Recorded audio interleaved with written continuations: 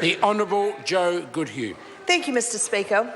Well, as I rise in this House to take the call afforded me by the absence of one of our members from United Future, who I know always greets this House at the end of the year so eloquently, I do so thankful for the opportunity. Mr Speaker, I'm going to begin with you. As you preside over this chamber, you have the unenviable task of trying to teach the members of Parliament how to remember where to find their Speaker's ruling books or their standing orders books. And in fact, what you do with such patience, with such perseverance, I want to acknowledge on this occasion and say we're all trying to learn them a bit more. Some of us need to do a bit more homework.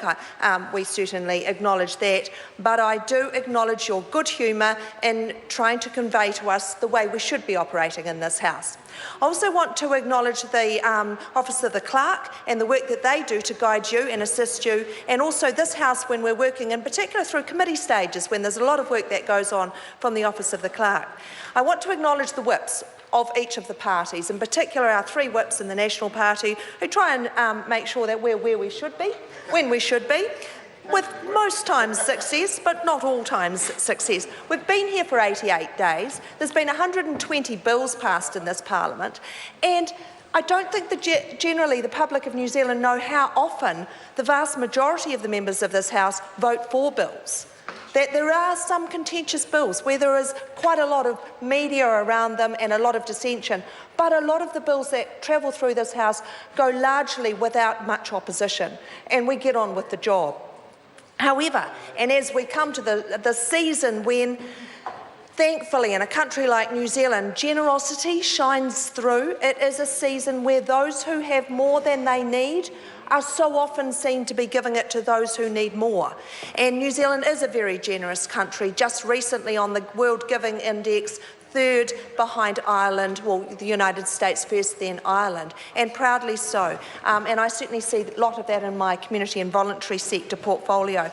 So as I move on to some more thanks, I want to thank the people who are doing the keeping us up to the mark, helping us in our offices, our ministerial offices, our electorate offices, and our offices here in Parliament. They're ably supported by our research and communications teams, the IT teams who answer our calls in the weekends and during the week when things go wrong, and we would dearly love to chuck some technology out the window, but it's apparently not the right answer.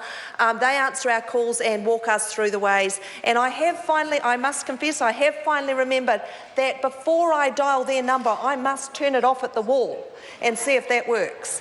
So finally that has got through to me.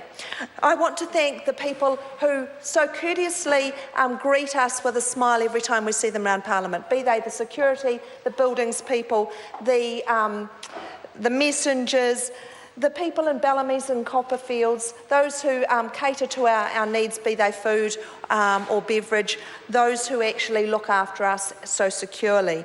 And as we saw today, there are threats to our security. I must say, the cleaners of the Parliament are often lauded for the work they do, but today, regretfully, I've got to say that members on the other side of the House seem to think that the antics today were funny. It is the cleaners that will have to clean up after them for those antics, for this despicable mess at my feet. However, and I have actually cleaned it up. However, I'm not responsible for this mess. The member's office opposite clearly lauded this mess. However, to move on, in the spirit of Christmas giving, I give you some more pearls of wisdom, and this time they will be about the things that this government have had in the way of a really good year. I've got to be quick. The Speaker tells me to wind it up. It has been a good year for the government. The books are back in surplus. At the date we said they would be. Free doctors' visits for under 13s as well as prescriptions. Home Start helping so many people into their first home. Record income from tourists and tourism. We've signed the Korean Free Trade Agreement and concluded negotiations on TPP, even with the red bits at my feet. It's been a great year for the government. May it be a safe, restful, enjoyable, happy, fun Christmas for everyone in this House and everyone that supports you in the work you do, and also your family, who no doubt are so important to you all. Thank you, and Merry Christmas, everyone.